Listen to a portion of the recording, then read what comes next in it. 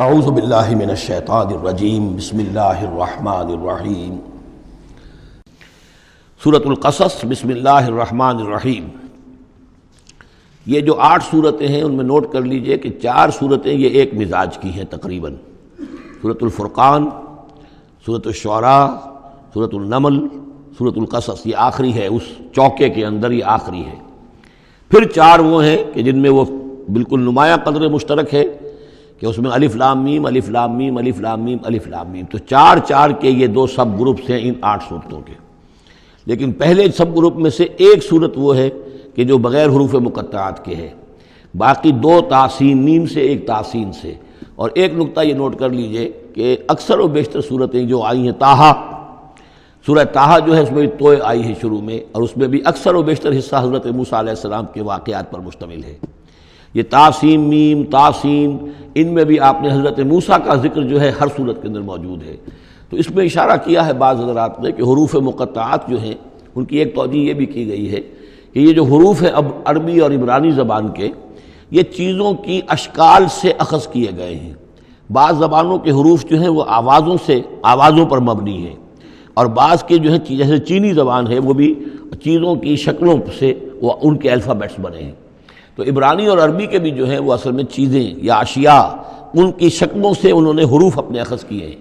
مثلا توئے کو وہ لکھتے ہیں سانپ کی طرح، وہ سانپ جو ہے اس کا وہ پھن لے کر، اگر جو ناگ جو ہے اس نے پھن اٹھایا ہوا ہے اور نیچے کنڈلی ماری ہوئی ہے، یہ توئے ہے۔ تو طا جو ہے وہ گویا کہ سانپ کی علامت ہے، نون جو ہے وہ مچھلی کی علامت ہے۔ نون یوں کر کے اور ایک طرف اس کے نقطہ ڈال دے تو بالکل مچھلی، آپ نے کبھی دیکھا ہوگا تو اکثر و بیشتر جو بھی ڈرائنگز ہوتی ہیں، پینٹنگز ہوتی ہیں، وہ مچھلی کی شکل نون کی ہے، اس لیے ذنون کہا گیا، مچھلی والا۔ اور قرآن مجید میں ایک صورت ہے سورہ نون، جس کا اختتام ہوتا ہے حضرت یونس علیہ السلام کے ذکر پر کہ جو مچھلی کے پیٹ میں جن کو اللہ نے پہنچا دیا تھا۔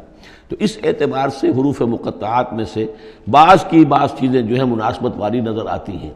تو یہ جو صورتیں ہیں، سورہ شعراء اس میں بڑی تفصیل کے ساتھ آیا ہے، سورہ طٰہٰ میں وہ تو میں آپ کو بتا چکا ہوں کہ 8 میں سے 5 رکوع پورے حضرت موسیٰ علیہ السلام کے حالات پر ہیں۔ اسی طرح اب جو صورت یہ آ رہی ہے سورہ قصص، اس میں بھی حضرت موسیٰ علیہ السلام کے حالات اس میں ذرا اور پہلے کے ہیں۔ ہم اس سے پہلے پڑھ چکے ہیں کہ جب مدین سے واپس آ رہے تھے تو آپ کو نبوت ملی ہے، لیکن مدین پہنچ کیسے گئے، یہ واقعہ آپ کو سورہ قصص میں ملے گا کہ یہ جو تو گویا کہ اس تدریج سے حضرت موسیٰ کے حالات آ رہے ہیں کہ جیسے کہ جو آخری دور کے تھے ان کی زندگی کے وہ پہلے آئے ہیں، سورہ بقرہ میں، سورہ اعراف میں، پھر اس کے بعد جو ہیں اس سے پہلے کے وہ پھر آپ کو 3 صورتوں میں ملے ہیں، اور بالکل ابتدائی دور کی جو چیزیں وہ سورہ قصص میں ملیں گی۔ طاسیم میم تلک آیات الکتاب المبین، یہ ایک روشن کتاب کی آیات ہیں۔ نتلو علیک من نبأ موسیٰ وفرعون بالحق لقوم یؤمنون۔ اب دیکھیں یہاں شروع ہی سے بات ہو رہی ہے حضرت موسیٰ علیہ السلام کے بارے میں۔ ہم سناتے ہیں آپ کو کچھ احوال موسیٰ کے اور فرعون کے، بالحق، حق کے ساتھ، لقوم یؤمنون، ان لوگوں کے لیے جو ایمان لاتے ہیں یا ایمان لائیں یا ایمان والے ہیں۔ ان فرعون علا فی الارض، یقیناً فرعون نے بہت سرکشی کی تھی زمین میں، بہت ادھم مچایا تھا۔ وجعل اہلہا شیعا، اور زمین میں بسنے والوں کو اس نے طبقات میں یا گروہوں میں تقسیم کر دیا تھا، حاکم اور محکوم۔ ایک قوم جو ہے قبطی وہ حاکم تھی اور بنی اسرائیل محکوم۔ یستضعف طائفۃ منہم، اس نے دبایا ہوا تھا نیچے ایک گروہ کو، بنی اسرائیل کو دبایا ہوا تھا اور شدید ان کے اوپر جو ہے سختیاں ہو رہی تھیں۔ یذبح ابناہم، ان کے بیٹوں کو ذبح کر دیتا تھا، یستحیی نساءہم، اور زندہ رکھتا تھا ان کی بیویوں کو، ان کی عورتوں کو۔ انہ کان من المفسدین، یقیناً وہ فساد مچانے والوں میں سے تھا۔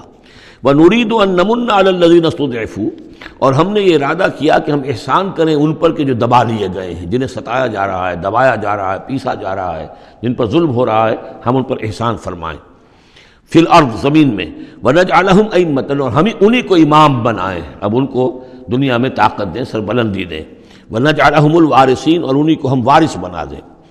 وَنُمَكِّنَ لَهُمْ فِي الْأَرْضِ، اور ان کو زمین میں تمکن عطا کریں۔ وَنُرِيَ فِرْعَوْنَ وَحَامَانَ وَجُنُودَهُمَا مِنْهُمْ مَا كَانُوا يَحْذَرُونَ، اور دکھا دیں فرعون کو بھی اور حامان کو بھی، حامان ان کا وزیر تھا، اور فرعون کو اور حامان کو، وجنودہما، اور ان دونوں کے لشکروں کو، منہم ما کانوا یحذرون، جس چیز سے وہ ڈرتے تھے۔ اب ما کانوا یحزنون میں ایک تو کچھ روایات ہیں جو ہماری تفسیری جو روایات ہیں ان میں کثرت سے آ گئی ہیں، اور وہ یہ ہے کہ خواب دیکھا تھا اس نے کہ اسرائیلیوں میں ایک بیٹا پیدا ہوا ہے، فرعون نے خواب دیکھا تھا کہ جو تمہاری مملکت کو برباد کر دے گا، تمہیں ختم کر دے گا۔ اسی خواب کے بعد اس نے، جیسے کہ حضرت مسیح کے بارے میں انجیل میں یہ ہے صراحت کے ساتھ، اور اس کے بعد جو ہے وہ وہاں پہ جو بھی نوزائیدہ بچہ تھا اس کو قتل کرنے کا معاملہ شروع ہو گیا تھا۔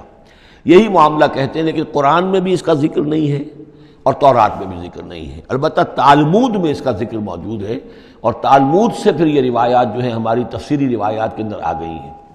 ما کانوا یحزنون کی ایک دوسری توجہ یہ بھی ممکن ہے کہ ہو، واللہ عالم، لیکن ایک دوسری توجہ بھی ہے کہ انہیں یہ اندیشہ ہو گیا تھا کہ یہ قوم جو ہے اب اس تیزی کے ساتھ بڑھ رہی ہے، اس کی تعداد اتنی تیزی سے بڑھ رہی ہے کہ یہ ہمارے لیے خطرہ بن سکتے ہیں۔ بالکل وہ معاملہ ہے جو آج سے کوئی 20 سال پہلے ہوا تھا ہندوستان میں، جو نسل بندی کا معاملہ تھا کہ مسلمانوں کی تعداد اتنی تیزی سے بڑھ رہی تھی کہ ہندوؤں کو یہ اندیشہ ہوا کہ ان کی تعداد جو ہے وہ آبادی اتنی تیزی سے بڑھ رہی ہے کہ ہمارے لیے یہ خطرہ بن جائیں گے، لہذا ان کو روکنے کے لیے وہ نسل بندی اور جبری نسل بندی، پھر اس میں طرح طرح کے طریقے اختیار کیے گئے۔ اسی کی وجہ سے پھر وہاں مسلمانوں نے پہلی مرتبہ کانگریس کے خلاف یعنی انتخابی مارکے کے اندر بغاوت کی تھی، جس کی وجہ سے کہ اندرا گاندھی جو ہے ہار گئی تھی۔ تو یہ معاملہ جو ہے محسوس ہوتا ہے کہ وہاں یہ محسوس کیا جا رہا تھا کہ یہ جس تیزی کے ساتھ ان کی افزائش نسل ہو رہی ہے یہ ہمارے لیے خطرہ بن سکتے ہیں، یہ وجہ ہے کہ ان کے بچوں کو جو نرینہ اولاد ہے انہیں قتل کیا جا رہا تھا۔ بہرحال یہ دونوں توجیحات ممکن ہے، واللہ عالم۔ صدق اللہ العظیم۔